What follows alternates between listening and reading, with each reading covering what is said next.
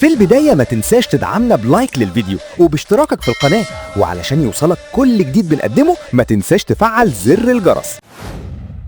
موقف حسام عبد المجيد من مباراة الزمالك وسموحة. كشف مصدر داخل الزمالك عن موقف الجهاز الفني من مشاركة المدافع حسام عبد المجيد في المباراة المقبلة أمام سموحة بالدوري. اللقاء المقرر له بعد غدا الثلاثاء ضمن الجولة السادسة من دور الحسم. تحدث مصدر عن موقف حسام عبد المجيد، وأكد المصدر أن اللاعب سيكون ضمن التشكيل الأساسي للفريق في اللقاء دون أي نية لإراحته رغم الأخطاء التي وقع فيها خلال مباراة القمة أمام الأهلي.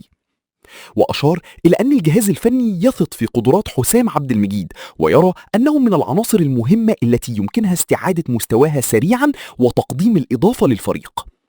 وأتم المصدر أن كل اللاعبين تتحمل المسؤولية ولا نية لتحميل لاعب معين مسؤولية الهزيمة، وكل اللاعبين متاحين أمام الجهاز الفني ولا نية لاستبعاد أي لاعب.